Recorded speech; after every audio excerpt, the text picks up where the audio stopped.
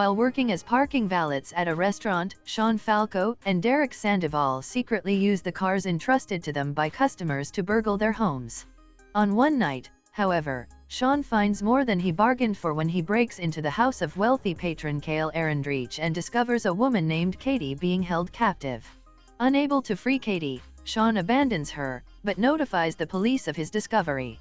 When the police are unable to find any evidence of Katie's abduction, Sean contacts the FBI and files a missing persons report for her.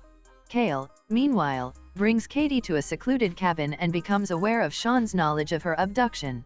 Motivated by a desire to break people down, Cale begins working to destroy Sean's life, including having Sean, Derek, and Sean's parents fired from their jobs.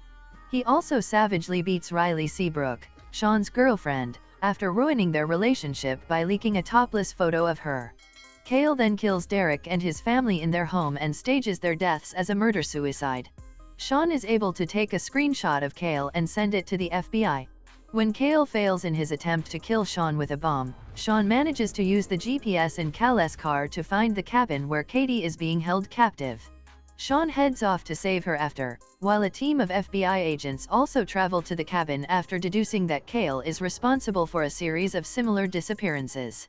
The FBI discover that the property is in the name of Cale's family but are unable to enter the private property without a warrant. Sean finds Katie upon entering the cabin, only to be knocked out by Cale, who reveals that he intends to kill Katie and frame Sean for her murder, along with the deaths of his previous victims. Katie, however, survives Cale's attempt at killing her and frees Sean. As Sean and Katie flee the cabin, Cale pursues. If you enjoy watching this video, then subscribe to Angel Recaps for the latest movies explanation. Chasing Sean and Katie through the woods, Cale is ultimately overpowered by Sean and knocked unconscious. The sound of Cale's gun is also heard by the FBI team, who are able to use the gunshot's noise as probable cause to enter the property. After finding Sean and Katie, the team enters the cabin, where they discover Cale chained up like his victims.